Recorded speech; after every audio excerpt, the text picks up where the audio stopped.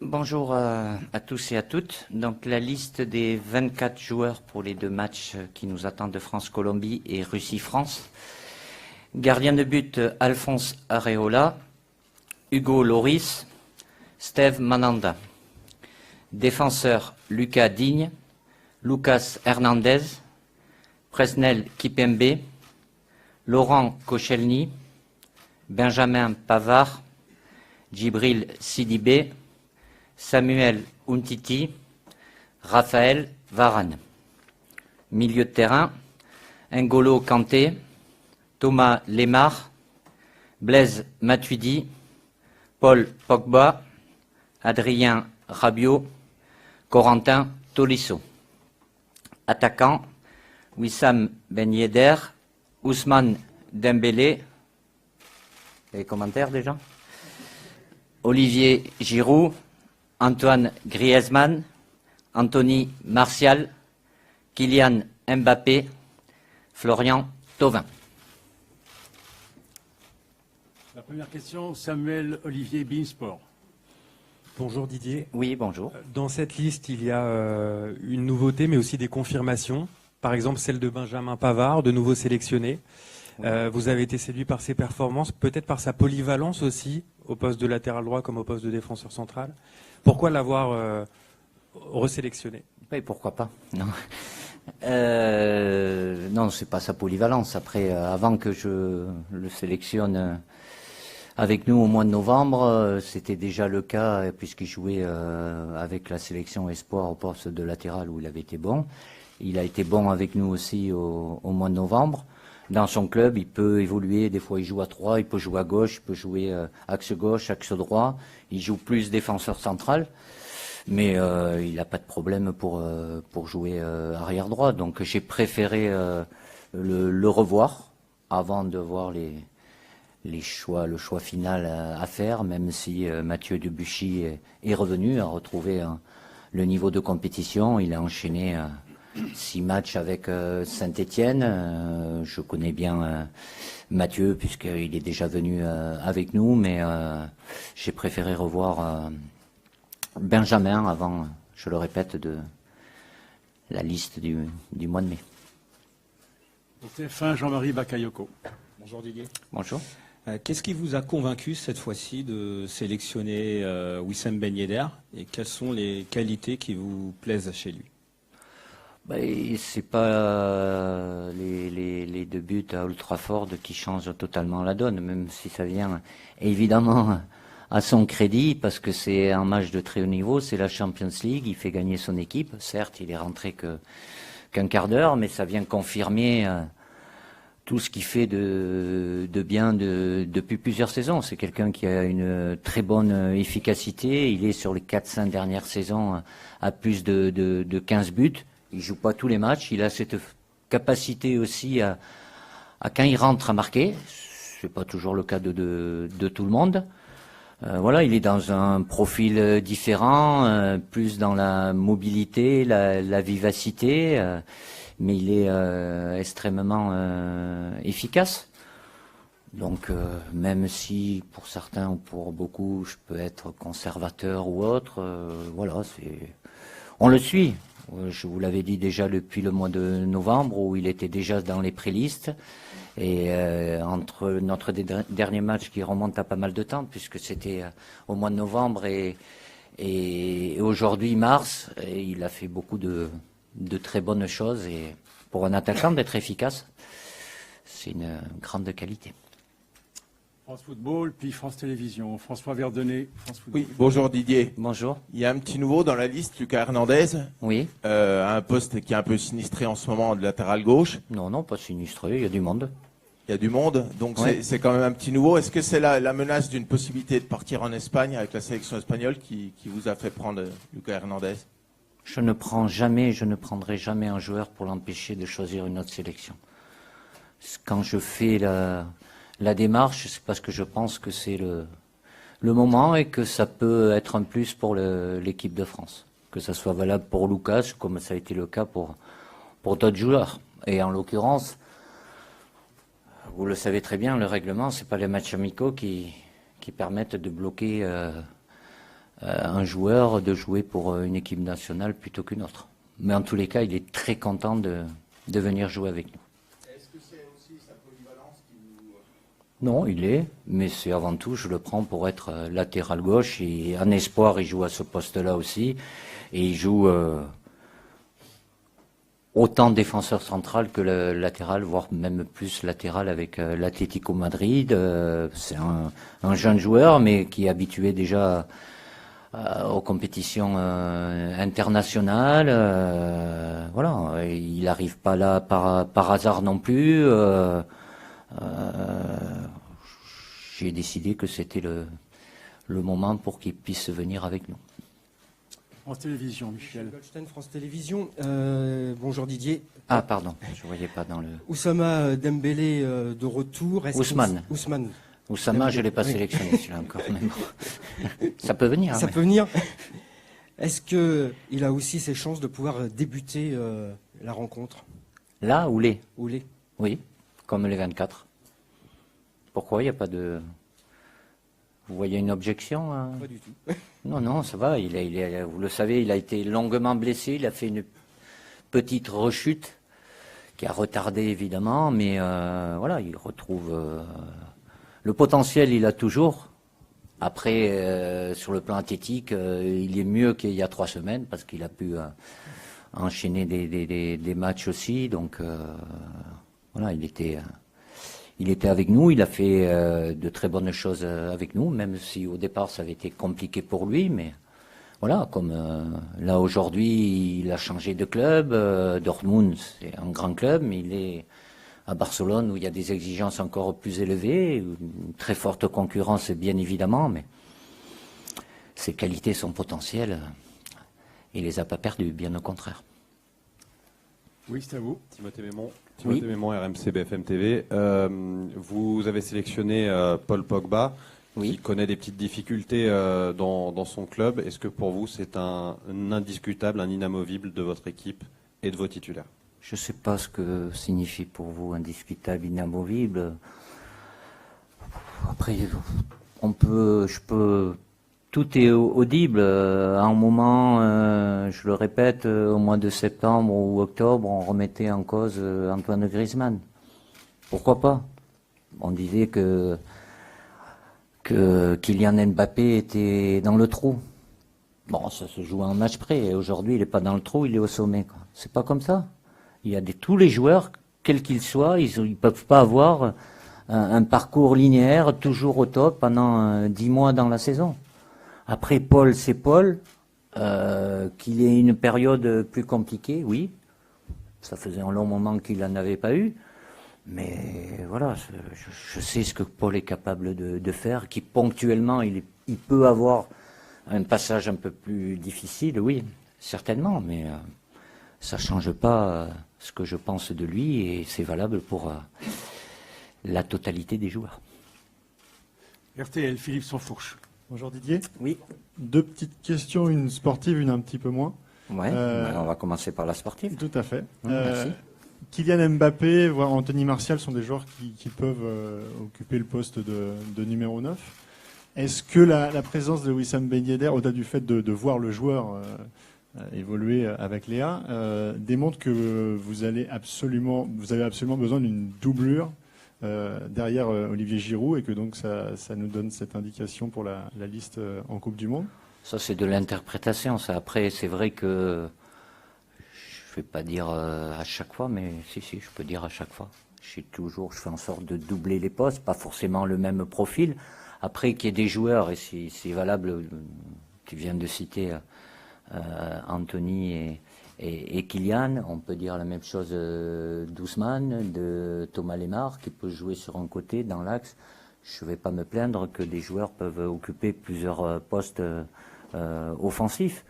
Mais dans la construction d'une liste et d'une équipe,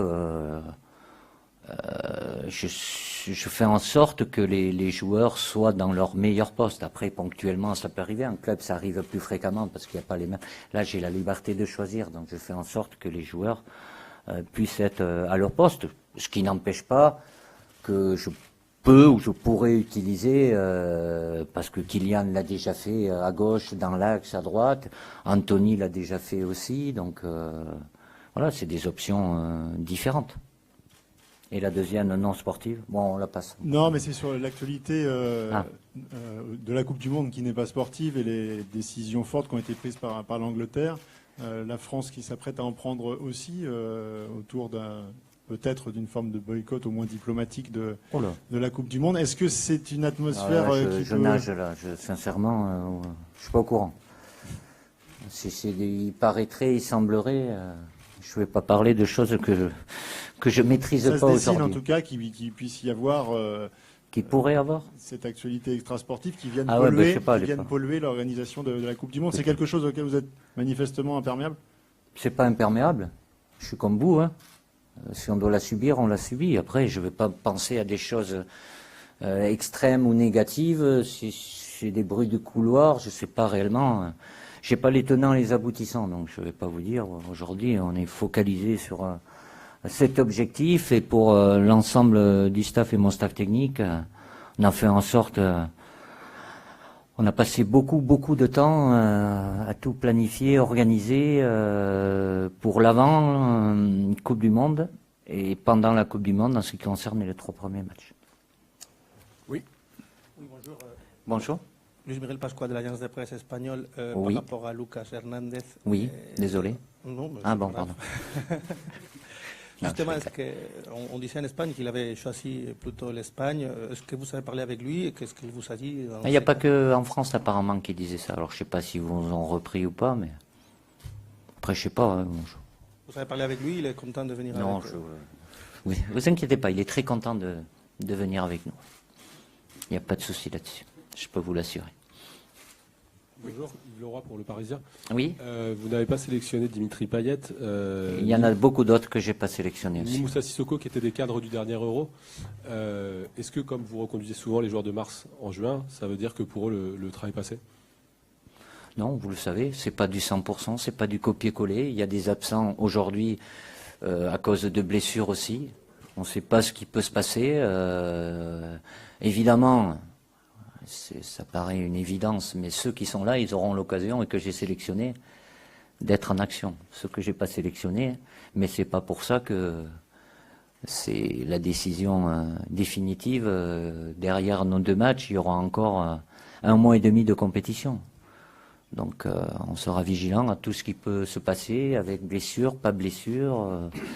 Voilà, il y en a 24 aujourd'hui, mais... la préliste, elle comprend 50 joueurs. Je ne vais pas aller jusqu'à 50 peut-être, mais ceux qui sont déjà venus, c'est pas parce qu'ils sont pas là que c'est acquis. Le cas est réglé. Voilà, je fais des choix ponctuels. Je ne vais pas tout vous dire non plus, mais même si j'en dis un petit peu de temps en temps, mais pour avoir encore un peu plus d'éléments, de réponses qui vont nourrir ma réflexion et celle de mon staff technique avant le choix des 23. Radio France, Sébastien Hazard. Bonjour Didier, juste derrière, sur votre gauche. D'accord, oui, je vois. Pour reprendre un petit peu la question de mon confrère, oui. En dehors des blessures, oui. Vos interrogations sur la liste des 23, elles portent sur 1, 2, 3 noms, tout au plus? Vous avez une idée assez précise de la liste que vous allez... je sais où je vais et comment on va y aller. Ça, c'est déjà bien. Avec qui, il y a toujours des interrogations. Après, si vous dire 1, 2, 3, 4... Vous avez, comme moi, vu ce qui s'est passé avant l'Euro, avant la Coupe du Monde. Il y a des choses qu'on ne peut pas anticiper et qu'on peut appeler les impondérables, les aléas. Donc, c'est faire en sorte toujours d'avoir un plan B, un plan C et même un plan D. Ça peut être utile. Donc, évidemment, il y en a qui viennent régulièrement. S'ils sont en pleine possession de leurs moyens, ils seront là. Après, je ne vais pas vous dire 18, 20, 19. Un gros noyau dur qui est là, bien évidemment. Vous avez qu'à regarder depuis 2 ans. Certains, ils sont là depuis 6 ans, depuis que je suis sélectionneur, ou qui ont déjà fait la Coupe du Monde ou le championnat d'Europe. Je considère toujours que c'est quelque chose d'important, c'est un vécu, mais c'est pas pour ça que j'ouvre pas la porte. Je l'ai jamais fermé. Je leur accorde du crédit parce qu'ils ont déjà fait quelque chose. Après, l'important c'est ce qu'il y a devant nous. Donc, je peux pas chiffrer, mais il y a beaucoup moins d'interrogations que de certitudes, quoi. Heureusement. Sport pour Bein, Clément Grèze. Bonjour Didier. Bonjour. Est-ce que vous êtes satisfait de l'évolution de la trajectoire d'Olivier Giroud depuis son transfert à Chelsea? Est-ce que ça correspond à ce que vous attendiez quand vous parliez de transfert avec lui? Je parle transfert. Après, j'ai parlé avec lui. C'est pour son intérêt aussi. Après, il avait un temps de jeu qui était réduit à Arsenal. Heureusement, il y avait l'Europa League où il a joué pratiquement tous les matchs. Après, en championnat, c'était beaucoup compliqué. Il change de club, il vient un joueur en plus, il y avait des joueurs. Le temps de jeu s'est amélioré, bien évidemment. Après, il est dans un grand club, il y a de la concurrence aussi, il y a des choix de son entraîneur Antonio Conte. Voilà. Après, je pense que, même je suis sûr il était bien à Arsenal, mais sportivement, je pense pas qu'il soit moins bien à Chelsea, même si aujourd'hui, après l'élimination d'hier, il doit pas avoir le sourire. France au Mohamed Ali. Bonjour. Oui. Bonjour Didier. Alors, deux questions. Alors, vous avez parlé de joueurs absents car blessés. Concernant Dimitri Payet, il n'est pas blessé. Non, mais il est absent. Enfin, mais il est absent. On est d'accord là-dessus. Vous gardez un œil sur lui. Ça, c'est ma première. Est-ce que vous gardez un œil sur lui? Ce soir, il joue notamment? Oui. Ça va pas changer le fait que je l'ai pas pris, hein. Il y a un match dimanche aussi, mais ça sera valable de beaucoup d'autres joueurs que j'ai pas pris et qui joueront. Oui, mais je regarderai le match. La porte est fermée? Pourquoi non? Pourquoi serait fermée? Là, j'ai fait un choix différent. Après, c'est une utilisation aussi dans la construction d'une liste par rapport à un positionnement qui est différent, même si dans l'absolu, il peut, mais il joue dans un rôle qui est beaucoup plus axial avec Martial. Il est mieux. Il est mieux depuis quelques matchs par rapport à ce qu'il faisait. Il peut encore faire mieux, mais je sais ce qu'il est capable de faire, puisqu'il a été important, mais c'est pas pour ça parce qu'il n'est pas là aujourd'hui. Voilà, c'est même si après vous allez dire oui, mais il y a des blessés, la liste de mars, elle est très proche de celle du mois de mai. Oui, mais c'est pas très proche, c'est pas un copier-coller non plus, donc il y aura du temps encore après. Ma deuxième question, c'est sur un joueur qui est présent, qui n'est pas blessé. Donc, non, il serait pas là autrement. On est d'accord. Alors, concernant Raphaël Varane, comment vous expliquez ce retour en forme et comment vous le voyez pour l'équipe de France? Ce retour au premier plan? Pourquoi il n'était pas bien avant? Sincèrement, après il a eu quelques petits soucis physiques qui forcément ça casse un peu le rythme, mais bon, je veux bien qu'on puisse débattre de différents sujets, mais bon, Raphaël Varane, il est habitué, il a une expérience internationale, évidemment il a besoin, comme tous les joueurs, d'être en pleine possession de ses moyens, mais quand il les a, il n'y a pas de souci, hein. Il est au niveau et il se maintient à ce niveau-là. Oui. Bonjour, Lionel Vangoumo du journal L'Équipe. Oui. Une question sur les défenseurs centraux. Oui. Est-ce que compte tenu de la saison d'Arsenal et notamment de celle de Laurent Koscielny, vous vous considérez toujours comme un titulaire dans charnière, ou est-ce que Samuel Umtiti et Raphaël Varane aujourd'hui peuvent être passés devant lui? Kimpembe, non. Kimpembe. Les quatre. Il fait partie des quatre. Et comme je l'ai déjà dit, Presnel, je l'appelle pas Presnel, mais Kimpembe, voilà, il n'a pas eu de temps de jeu avec nous, mais il est toujours venu dans les quatre défenseurs centraux. C'est pas le cas de d'autres. Alors évidemment, comme tous, ils ont tous envie de jouer, avoir du temps de jeu. Après, titulaire, pas titulaire, ils peuvent tous être titulaires aujourd'hui. Laurent, évidemment, il a un vécu, il a une expérience du haut niveau de l'équipe de France, internationale. Il a eu quelques soucis, il peut avoir quelques soucis sur le plan athlétique de temps en temps, qui sont un peu récurrents et qui l'embêtent, comme il avait été embêté avant la Coupe du Monde au Brésil, mais sur son niveau de performance, il y a aucun souci, mais ce qui n'empêche pas que Samuel Umtiti ou Kim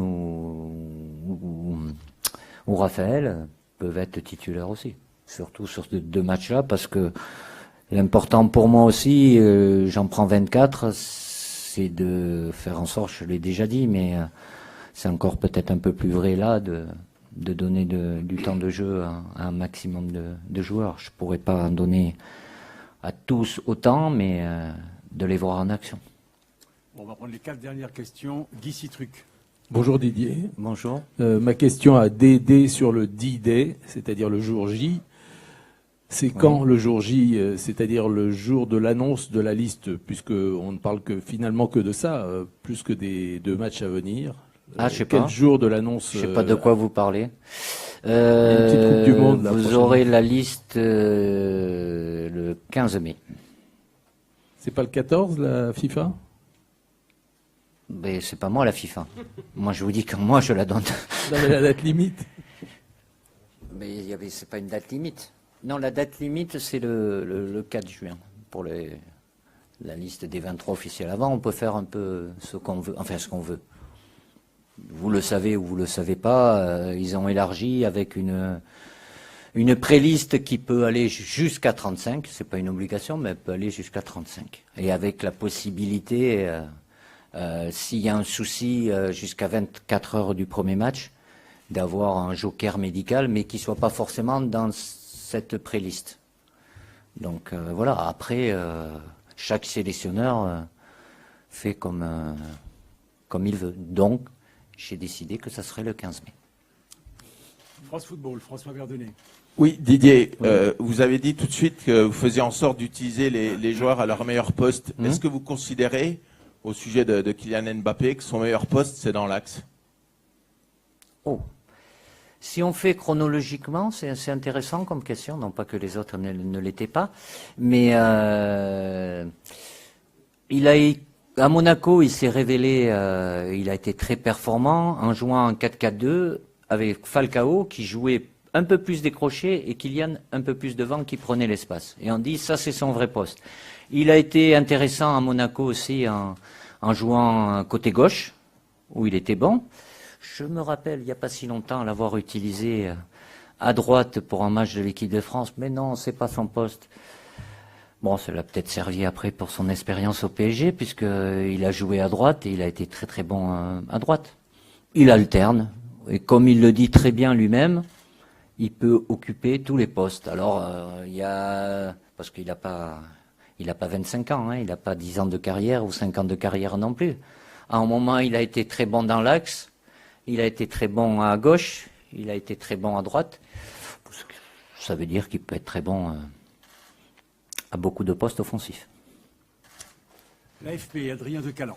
Ouais, bonjour Didier. Bonjour. Juste sur la liste, vous donnerez combien de noms, vous le savez déjà ou pas? Et deuxième question, est-ce que c'est un peu un coup d'arrêt pour Layvin Kurzawa de ne pas être là? Est-ce que c'est un signal ou un message que vous le faites passer?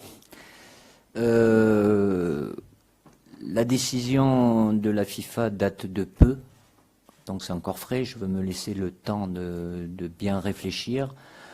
Voilà, je vous ai donné le cadre, à savoir que c'est au maximum 35. Mais on a la liberté de plus, non. Mais faire moins aussi. Après, ce que je suis sûr, c'est que vous aurez les 23 dès le départ. Et qu'il y aura une liste de réservistes. Ça, c'est certain. Layvin, coup d'arrêt, je me doute bien, même je suis convaincu qu'il va pas être content de voir qu'il n'est pas dans la liste. C'est un choix du moment aussi. Il a eu une saison un peu compliquée, surtout ces derniers temps, où il a été moins utilisé ou pas utilisé dans les grands matchs qu'a eu à jouer le PSG. Après, il est déjà venu avec nous, il était blessé, même si ça remonte au mois de de novembre aussi. Voilà. Il fait partie de ce groupe France. Là, il y est pas. J'ai pas à lui faire passer de message. Évidemment qu'il est pas positif parce qu'il est pas là, mais c'est pas pour ça que je mets des croix sur les joueurs que je sélectionne. Il fait partie des joueurs potentiellement qui peuvent être amenés à occuper ce poste de latéral gauche. Mais il y en a d'autres aussi. Dernière question, RMC Sport. Didier, Wissam Ben Yedder est un attaquant qu'on pourrait presque dire atypique, avec une formation passée par le futsal. Quelles sont ces qualités qui vous intéressent et qui sont finalement très différentes des autres attaquants présents en équipe de France? Après qu'il a un parcours atypique, oui, certainement en termes de technicité pure, le fait qu'il soit passé par le futsal, qui a une autre technique dans le maniement du ballon, voilà, avec des appuis, parce que il a un centre de gravité assez bas. C'est quelqu'un qui est très adroit techniquement. Alors c'est sûr, si on commence à le chercher dans les airs, ça va pas être là où il va être très bon. Mais voilà, il est très adroit.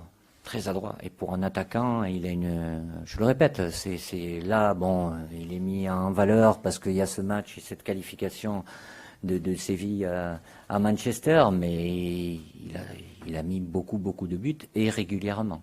Après, évidemment, c'est pas un joueur de par son profil qui va aller